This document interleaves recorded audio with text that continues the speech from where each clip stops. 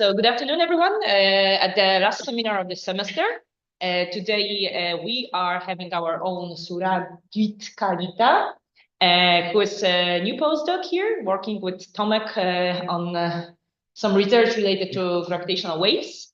Surajit did his PhD in India, then he was the postdoc in Cape Town, and now he moved to Warsaw, and he's gonna tell us about what he was doing during last year. So about fast radio bursts. So the floor is yours. Yes, thank you. Thanks for the introduction. Yeah, so in this talk, I'll be talking about my last 1 year of work in fast radio bursts and little bit of white dwarfs that I carried out. So this work I have done in collaboration with some people like Amanda is a faculty at UCT and Shruti is a PhD student. And then Akhil is a PhD at TDL China. Sayan is a faculty at Guwahati. Anita is a faculty at Rossla, and Lupamadra is a PhD student. And also I'm a member of a few of these surveys. So I'll be talking about HIREX in at the end of my talk. So because I'll be talking about fast radio bursts and white dwarfs, so I'll be talking about. So I'll first give a brief introduction of FRBs and white dwarfs, and then I'll show how I use the data of FRBs and white dwarfs to constrain some fundamental parameters. Here, I'll primarily focus on one parameter, it's alpha, which is basically fine structure constant. Also, I'll show that using gravitational lensing of fast radio bursts, we can also constrain dark matter fractions in primordial mass black holes. And then I'll show how modified gravity and alternate cosmology model affects all these constraints effectively. And then I'll talk a little bit about the current and upcoming missions like HIREX, and then I'll conclude. So because I'll start with FRBs, so let's give a brief introduction of FRBs. So these are radio transient phenomena. So transients means they are observed for a very short period of time. So they observe for apparently around millisecond durations. They are radio events, so they are observed. So far, whatever FRBs have been observed, they observed around 100 megahertz to 8 gigahertz frequency range in radio telescopes. They are very bright, so flux is of the order of Jansky's. And to date, around 800 FRBs have been reported, of majority by CHIME telescope in Canada. But CHIME is going to release their data release to this year, so they have around 3,000 more candidates, but they haven't made public all those data. And out of these 800 FRBs, 56 FRBs observed to be repeating. That means they observe multiple times. But the important thing is that these repeatings are not periodic repetitions, so it is quite aperiodic, like today, and then say tomorrow, then maybe 3 days, something like that, or maybe more also. So the reason for that, there might be, actually the proper reason nobody knows, but the reason might be that there is some mechanism happened in the FRB that because of that, or the second reason is that we do not have enough sky sensitivity and sky coverage to detect the repetition at each periodic time. And out of these 800 FRBs, 92 FRBs are localized. Localized means their distances or their redshifts unknown, so we know how far they are. And they are mostly extragalactic in origins. That means they are originated outside our Milky Way galaxy. I'll come to this point again in the next slide. But except one FRB, which is 2020-0428, that's been confirmed by three detectors in 2020. And that's confirmed to be associated with a soft gamma repeater in our galaxy. But the expected rate from theory papers, it's around 100 to 1,000 per day. But we do not have enough sky sensitivity and enough sky coverage yet to get this value. And lots of theories, like around 60, 70 theories have been proposed to explain this FRB's mechanism. And there is a nice website where you can get like around 50 theories or so. So this is the first FRB that was discovered. This is also famously known as Lorimer burst because it's discovered by this paper. So and this is basically called the dispersion sweep of an FRB. I'll come to this again in the next point, but here is the important point is that high frequency signal arrives earlier than the low frequency signals. And because of this discovery, Lorimer, Matthew Wells, and Maura McLaren got Shaw Prize last year. So now let's about that dispersion sweep. Let's see what I'm trying to show using a video here. So suppose there is an FRB that's been originated in some other galaxy, which is coming to us. Suppose there is no disturbance with other matter. All the frequencies of the light will come to us at the same time. But if it's interacting with the, say, plasma in the intergalactic medium or so different frequencies of the light then arrive us at different time. And because of that, we observe that dispersion sweep that I showed in the previous slide. So dispersion sweep basically gives us an idea of the electron column density along the line of sight of, or along the light propagation light of FRBs. And the total dispersion measure that we measure from in our observed telescopes would have 4 different components. One is contribution from host galaxy, that means ionized medium on the host galaxy. One is in the intergalactic medium between the 2 galaxies. Then in our Milky Way galaxy, and its halo, outside halos, dark matter halos. So one can actually write the dispersion measure in this summation of these 4 components, where these IGM components and host components needs to be taken care with the proper redshifts because they might be quite far. So the redshift information will be there. So, and one can show that the delay of arrival time between the two frequencies goes as inverse square power of the frequencies. And of course, as I said, BM contains the information of the electron column densities along the line of sight. Now, if I take this equation and let's see, because we have a fair idea of dispersion measure on all directions of our galaxy. So once you basically, there are some codes and simulation codes which shows basically from here you can calculate the dispersion measure of our galaxy, which are in this second column. But the total dispersion measure that's been observed in this FRB observation in the third column, you can see they are quite high compared to our dispersion measure from our galaxy, which confirms that these FRBs must be originated from outside our galaxy. And out of these 4 components, of course, the first 2 are local components, that means in our galaxy. Last one is just a host, but it's divided by its redshift because to account for the redshift.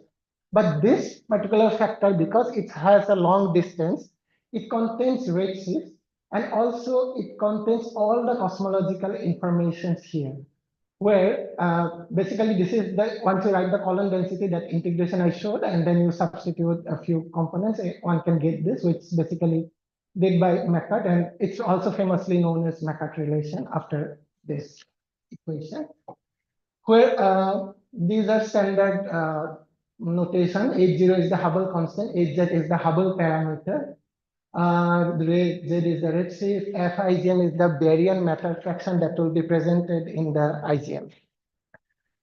So once I take this equation, because of that equation, it's been so powerful that the FRBs have been used for numerous, to propose numerous constraints.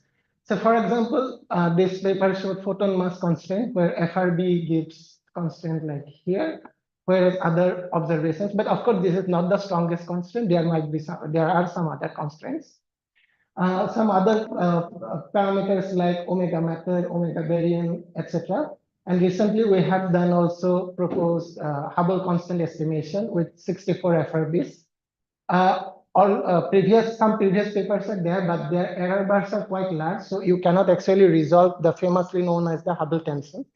So you cannot know whether Hubble constant agrees with the late time or the early time universe values. But in our case, because we use lots of FRBs, it doesn't matter what kind of model you use, our value is always higher than 70 kilometers per second per megaparsec, which means FRBs align with the late time universe values. So far with FRB's introduction. So now a little bit about the white dwarfs, because I'll be using white dwarf information, but this will be quite quick. As we know, white dwarfs are the end states of stars with mass less than around 10 solar mass of like sun-like star or little higher mass. But if the mass of the star is pretty high, then it can end up in black hole or neutron stars. So to understand about the white dwarfs, these are some rough comparison between white dwarf neutron star versus black holes. White dwarfs have generally mass of the order of solar mass, whereas its progenitor mass, that means the main sequence star that's been converted to white dwarfs, can have mass up to 10 solar mass or so. And radius of white dwarfs are always higher than 1,000 kilometer, at least all the observed ones. And the central density is roughly less than 10 to the 10 gram per centimeter cube, and surface temperature is 4 to 5 Kelvin, which are lesser than the values of neutron stars. So to understand the structure of white dwarfs, one needs to know basically, one needs to solve basically two equations. One is pressure balance equations, one is mass estimate equations. These are quite basics. So this is just the basically Euler equation, and you remove the time dependency. And mass estimate, this is the mass of a sphere, of an annulus of a sphere. So, but this pressure balance equation will deviate if you go to general relativistic regime. So you need to write Einstein equation, and from there you have to derive. It's slightly different than this Newtonian case. But here we have three unknowns, but we have two equations. So we need additional information, and that's basically the equation of state, basically the relation between P and rho. And this equation was given by Chandrasekhar like 100 years ago, famously known after his name also. And this equation of state is derived for zero temperature case, although we know that white dwarfs doesn't have zero temperature, but its temperature is, because of its high density, its Fermi temperature is quite high. And because of that reason, the temperature is less than its Fermi temperature. And because of that, this zero temperature approximation is quite valid. And now we have three equations, 1, 2, and 3. One can solve these equations for different central density, and one can obtain the famously known as mass radius curve of white dwarfs. So you can see mass of once the mass of white dwarfs increases, radius decreases. Mostly these two curves overlap with each other, but only at high densities, there is a time back for GR case, whereas for Newtonian case, it's asymptotically going like vertically. So apparently there is not such difference in terms of maximum mass that's being predicted by both these theories, but there is physical implications. Like this standards basically means that any white dwarf sitting on this after the maximum point, basically unstable. So the maximum mass of a white dwarf should be, according to GR, should have a finite radius and finite central density. Whereas in Newtonian case, the maximum mass of a white dwarf to possess, it should have infinite density or zero radius. So that's a little bit physical difference, but otherwise they are pretty similar at low densities. And this maximum mass limit is also known as Chandrasekhar mass limit. Now, what happens if the mass of a white dwarf exceeds the Chandrasekhar mass limit value? So suppose it's in a binary, it will start accreting matter. But because it cannot but if it goes over that value, basically the pressure balance that I showed in the previous slide, that will no longer be balanced, and it will burst out to produce a type 1a supernova. And they are very important in cosmology because of their standard behavior. All the type 1a supernova are found to be, if they have high peak luminosities, their declining rate is slow. And because of this reason, they are used, this is a standardizable system. And because of this reason, they are used as standard candles in cosmology to measure distances. And how these are some properties of type 1a supernova, their absence of hydrogen, and they have strong silicon absorption line around 6,000 angstroms. So far, I've given introductions of FRBs and white dwarfs. So if any doubts until this point, I can answer. Okay, so next, I'll be using data of FRBs and white dwarfs to constrain a few parameters. First, the fine structure constant. So before I introduce the fundamental constants, what are fundamental constants essentially? So fundamental constants are basically free parameters of a theory. But say, for example, these are many fundamental parameters like speed of light, electron charge, Planck constant.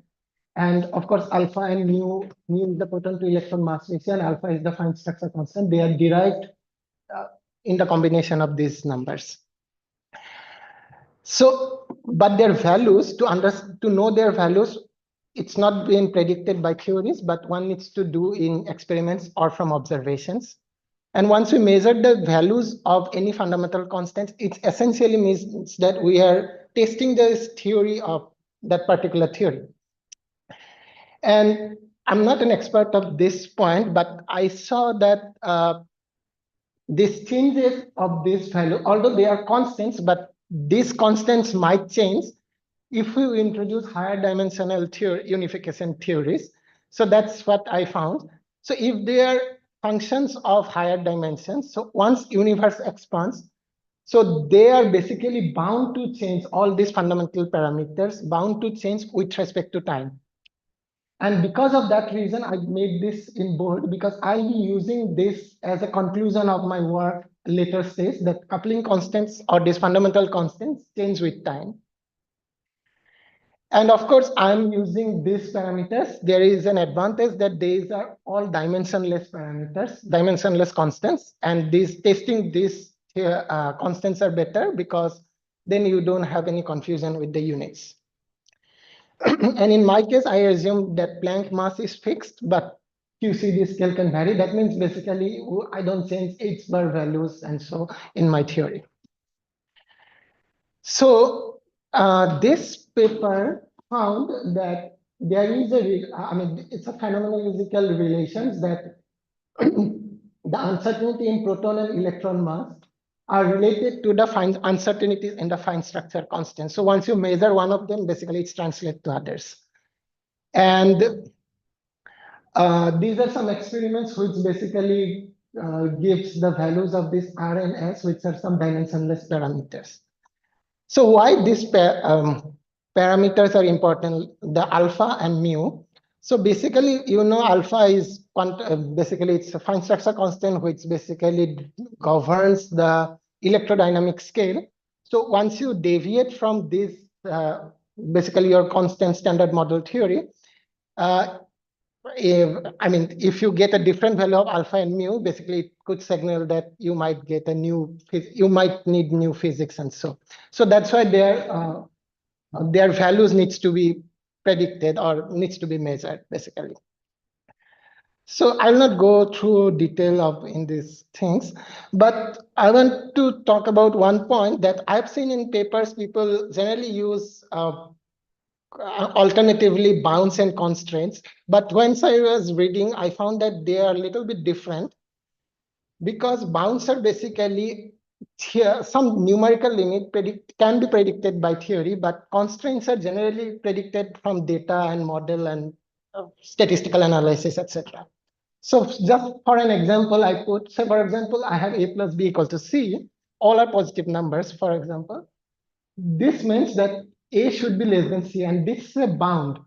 But if I have a plus b equal to c, and I need to know what's a, but I have data of b and c. So any method you will use to calculate a, so one should, even if you're getting it plus minus with some error bar or with some bound, but they are basically constraints. So this is a little bit different. So in my case, I'll be using the constraints basically. So now let's go to one by one. This is the Macquart relation that I showed, that dispersion measure of IgM that I showed at the beginning. which is related to all these cosmological parameters, etc. So I'm using, for now, lambda CDM cosmology, the standard one, without curvature, without radiation. So in that case, I have Hz is equal to just omega m, and this goes as cube, and then omega lambda. Now it has this proton mass, and I showed that in the previous slide that changes in proton mass can change fine structure constant, and they are related. So once you incorporate these uncertainties, basically this expression can be written like this. And I have this delta alpha sitting here now.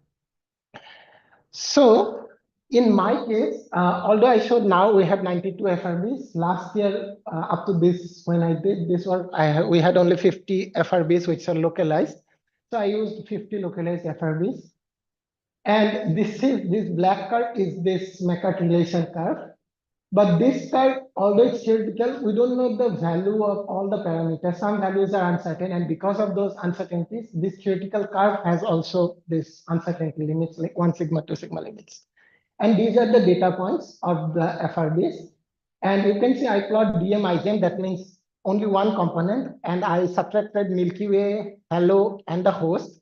Milky Way and Halo are pretty standard because we have measurements of them, but host one needs to be done with some simulations because we don't know at a far galaxy how much dispersion it's introducing to this effect. And there are some standard simulations, cosmological simulations, which predict some values of this host dispersion measure. So once I introduce this, as I said, the Milky Way and Halo we know more or less, but IGM and host we don't know exactly what their values. So these are the two uncertainties. So if I now want to write a likelihood function, I just cannot write a simple Gaussian likelihood because it's like X equal to Y plus Z. So it's like you have to write a proper probability distribution using Bayes' theorem, and this is like this comes from Bayes' theorem. If you have summation of two random variables, and these are the probability distribution that's been predicted from simulations. And note that this is no longer a Gaussian likelihood. So if I now extremize this likelihood, for different delta alpha by alpha, I get this kind of curve. Although it looks like Gaussian, but it's not. As you can see, the 1 sigma limits are not similar, like plus minus errors. So it's slightly skewed on one side because it's a log normal distribution, one of the components. And this maximum point delta alpha by alpha is this value I got. That means this is the constraint on delta alpha by alpha from FRBs for lambda CDM cosmology. So this value. Now suppose we deviate from lambda CDM cosmology and we go to an alternate cosmology. So there is a famous alternate there are many alternate cosmological models, but this one called dynamical dark energy model. It's very famous because it's one of the models which can resolve both Hubble constant and Hubble tension and sigmoid tension simultaneously. So in this dynamical dark energy model, the dark energy equation of state is like different. In standard lambda CDM cosmology, this dark energy is equation of state is basically omega 0 is -1, and we don't have this portion. So it's -1 is the equation of state parameter. But here it's dynamical, that means the equation of state parameter varies with respect to redshifts. So if I just plot here, for different values of omega 0, omega A, and I want to extremize delta alpha by alpha as I showed in the previous case for lambda CDM case, but here for all these different parameters. The central value is this value that I showed, that 1.99 something is for lambda CDM cosmology. But these values will change once you change your omega 0 and omega A, which means your the constraints can get stronger in alternate cosmological model. And this constraints basically depends on the underlying cosmology. So remember, I said once I was talking about the fundamental constant, that fundamental constants change with time. Here also it seems like that fundamental constant, that means alpha's values, or this delta alpha alpha measurements changes with redshift values, basically, because it's changing with redshifts. So they are very similar. That's why I bolded that statement at the beginning. So this is with FRBs. So now I did the similar things with white dwarfs also. So for white dwarfs, I used Gaia data. But because I did two works, so one before and one after. So in one case, I used Gaia data release 2, other case data release 3. But for example, just for an illustration, I'm using data release 2 plots here. So from in data, they have basically photometric and astrometric data of white dwarfs. And using that, they use the software, these people. And from that software, it's called virtual object synthesizer analysis. Using that software, they predicted the radiation, they basically calculated radiation log G of these white dwarfs. And once you log G, basically G is the surface gravity. So if you have the surface gravity and radius, you can calculate the mass of the white dwarfs. So apparently we have mass and radius of these white dwarfs of this Gaia data. So if we overplot this with the Chandrasekhar curve, these are the data points, these are their uncertainties. You can see at low densities, that means bigger white dwarfs deviate from the standard theoretical curve. And also at the high densities, the smaller white dwarfs also deviate from the standard Chandrasekhar curve. So why is it so? So to explain this, I told you that to understand the structure of a white dwarf, we need three equations, dpdr, dmdr, and equation of state, relation between P and rho. That means these equations needs to be modified, either one of them or all of them. So in our case, I have done this using two separate effect. One is that I showed initially, it was zero temperature effect, but suppose it's not zero temperature, we have finite temperature. And the second one is modified gravity. That means we introduce beyond Einstein gravity. One can show that if you use finite temperature, it will affect this P equation of state. But if you introduce modified gravity, it will affect this pressure balance and mass estimate equations. I didn't write all these equations because these are quite mathematical. And as I said that because I'm using lower side, not very high density white dwarfs, also I'm using Newtonian calculation. So the Newtonian limit of this modified gravity turns out to be for any general scalar tensor like gravity. I'm not going through in detail of these gravity models, but this is the weak field limit of any general scalar tensor gravity up to one order correction. And it's not difficult to understand. This is the modified gravity parameter, this gamma. So if your gamma is 0, it's basically Newtonian, and it's the standard Poisson equation, del square phi is equal to 4 pi 0. So it's just one higher order corrections to the Poisson equation. So now I have this modified equation and this equation of state, modified equation of state. So if I now calculate the mass radius curves again, so these are the data points. I just removed error bars just for clarity. You can see that it's the tries to fit better than the standard Chandrasekhar curve. And one can show that this finite temperature actually affect only at low density or big white dwarfs, whereas this modified gravity affects only the white dwarfs at high densities. So it doesn't affect anything at low density. So our solar system test and all the observed, whatever we observed at low density, it's not affected. So all are remaining intact, only it's affecting only at high densities. So again, we have some theoretical curves and we have data points. So again, we can use the standard likelihood analysis to constraints because this equation of state has proton mass, electron mass, etc. are present. So because of that, one can write again those uncertainties. And one can also do similar likelihood, but in this case, we do not have uncertainty on this theoretical curve. So as a result, I am not writing a very complicated likelihood. It's a simple exponential Gaussian likelihood. And in that case, you can show that either you do likelihood analysis or you do chi-square test. It's coming rough, very similar to each other. So once I do this chi-square test, I get constraints on delta alpha by alpha. So in finite temperature case, this is the zero temperature calculation. If you do with zero temperature, you get basically constraints of the order of 10 to the power minus 5. But if you introduce finite temperature, the constraint can improve like more than one order of magnitude. So as for modified gravity, this 0 is the standard Newtonian case, but this is the modified gravity. I mean, its constant improves better and better if you introduce modified gravities. So this means that constraints on delta alpha by alpha alters with respect to temperature and underlying theory of gravity. And in FRB case, I showed that constraints on delta alpha alpha changes with underlying cosmology. So I'll come to these points again a bit later. But these are some constraints, basically. These are some previously reported constraints on this alpha parameter. I didn't mention all of them. These are a few of them, which are a little bit famous. And this is one of the very recent from DESI survey last year. There are like 12 papers came one day. In one of the papers, they have this bound constraint as well. And we have these constraints also from White Dwarfs and from FRB.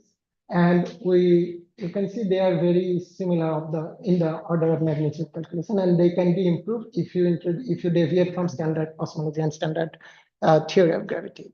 So, so here I'm ending my first portion. So, any questions? Okay.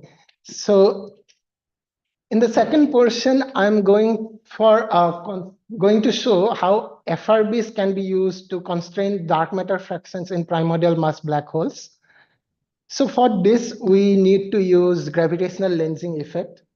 So the idea here is that suppose there is an FRB originated at this point, and we are observing at point O, and there is suppose a black hole sitting here, the light ray will be deviated because of gravitational gravity, and we see multiple images of this object, like one is in this direction, another is in this direction. And this effect is called gravitational lensing. And for FRBs also, we expect to see gravitational lensing. And these are basically distances, angular diameter distances between source, lens, and observer. Now, if I take this and we want to analyze this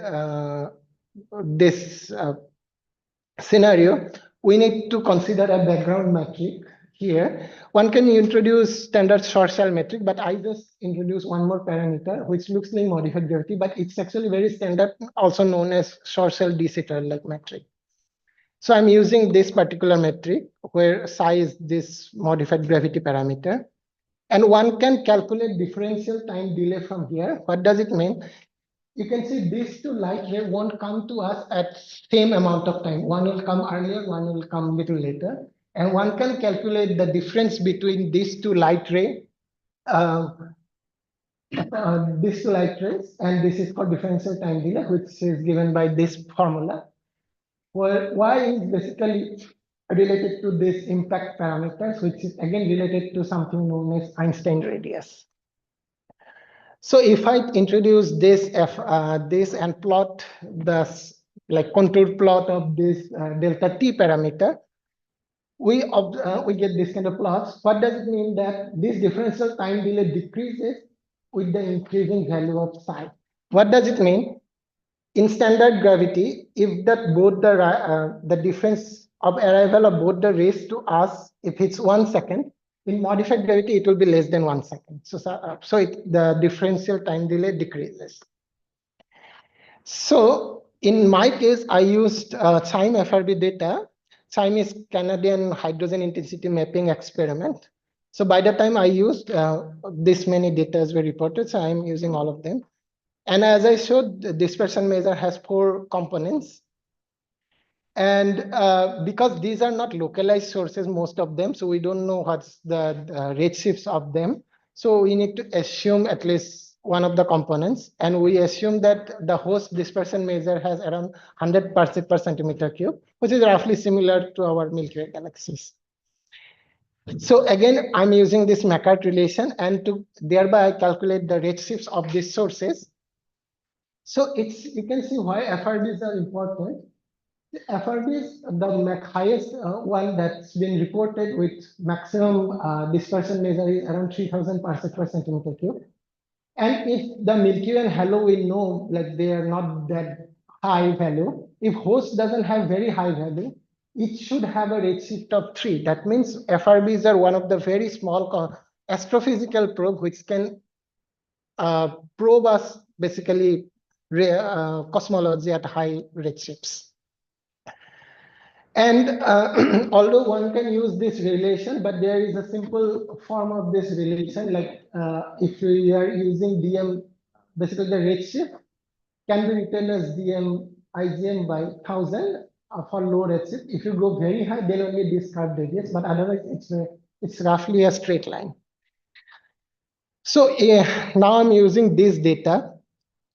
I'm coming back again to this plot, which is basically this differential time delay plot. From here, I can calculate something known as optical depth, which is basically, again, contains electron density, electron number density, and the distance to us. And if you just incorporate lots of parameters here, and one can show that it's basically difference between the two annulus, this the two annulus, and it has a constraint. It also comes with a parameter called FRBs, which is basically the primordial mass black hole fractions made up of dark matter. And from here, this is for one FRB. One can write it for all the FRBs. So you can write an integrated optical depth. And we know that the lensed FRBs are very less in number than the total number of FRBs. So one can use Poisson distribution in this case. And if you use Poisson distribution, but the current status is that no lens FRBs has been confirmed yet, at least. So in that case, this first equation can be written as in terms of this second equation. This is the constraint. And from here, basically, if you just plot this parameter with respect to different mass, these are the mass of this primordial mass black holes, where you can see this cannot be astrophysical because there are lots of masses less than 1 solar mass and so. But this is the constraint, and you can see this constraint varies once we vary with respect to once we change this modified gravity parameter.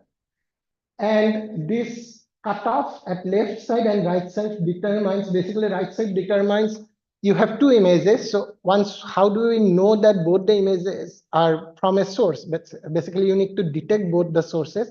One can be bright, one can be dim, so both should be detectable. So from that, and that's basically comes from signal to noise ratio. So it's basically determines this right side cutoff. And the left side cutoff comes from the particular telescope's ability to resolve both these sources.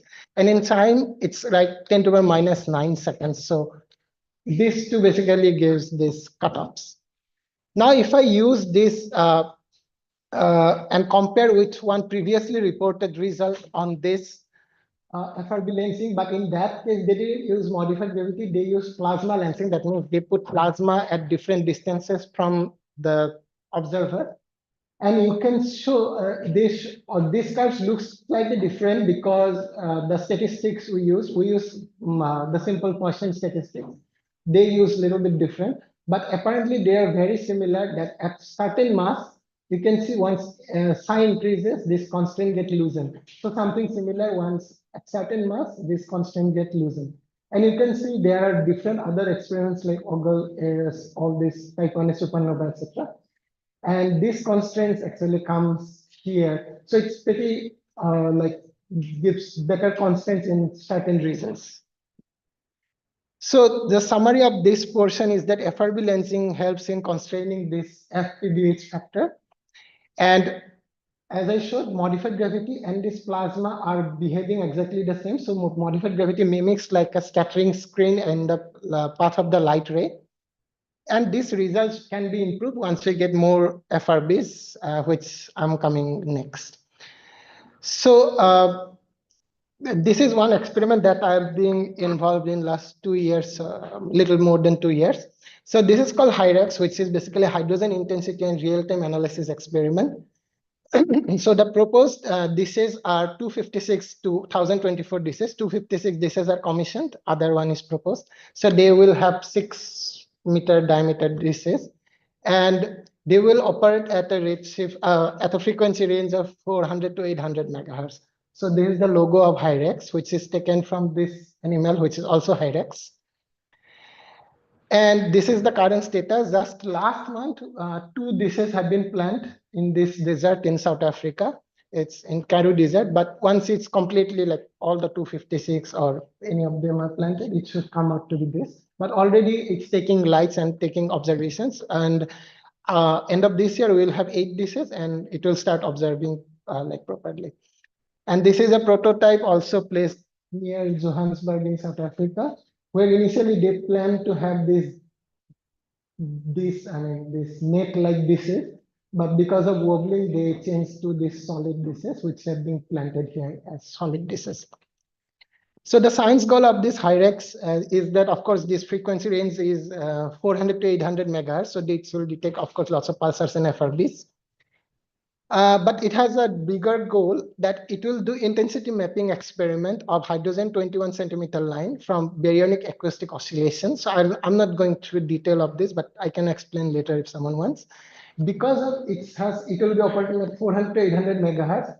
It can detect this H121 centimeter line from 0.8 to 2.5 redshifts, which is majorly unknown for us so far. And of course, once you detect this, you can make large scale structure, you can cross correlate with other cosmological surveys like Euclid and DC, etc.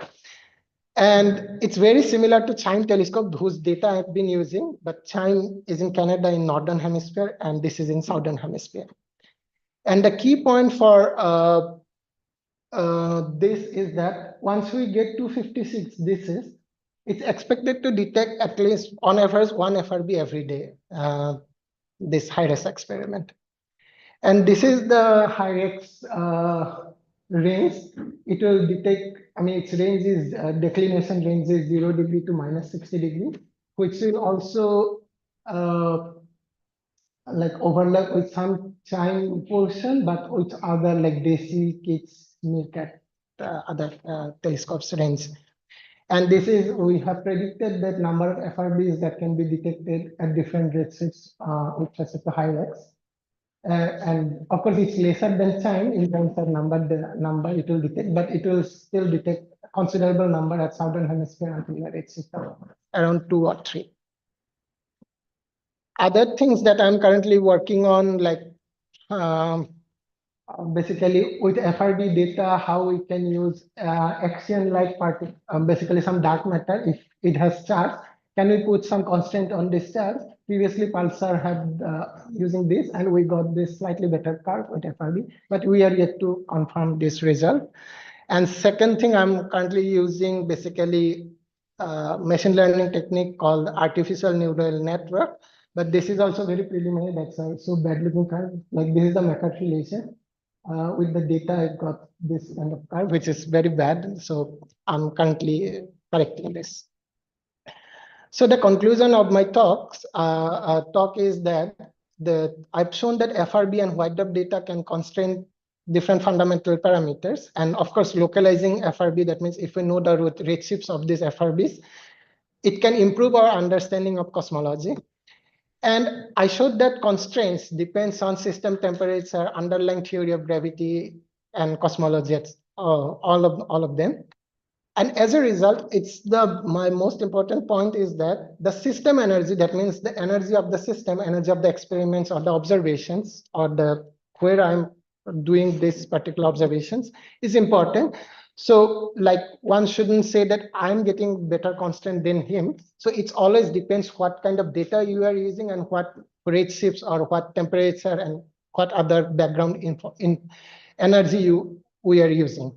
And this is exactly the same thing like fundamental constant change with time. Like once universe evolve, its energy will also change at different redshifts. So it's very similar that I showed at the beginning of the slide. This was already proven. This one I proposing that system energy is also like important in constraining fundamental parameters. And of course, this will improve once we get more white dwarfs from different surveys or more FRBs, specifically if we get localized FRBs. So these are the papers, and thank you.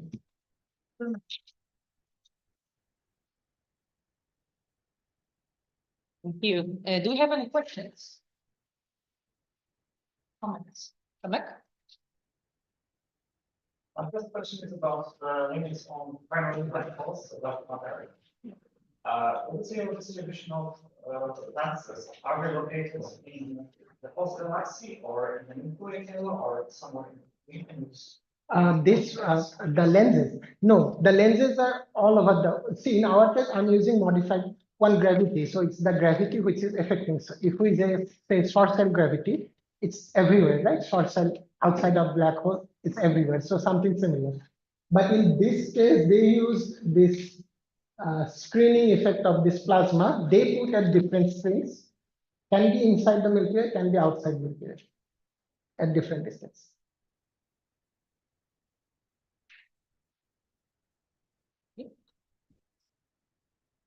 Any more here?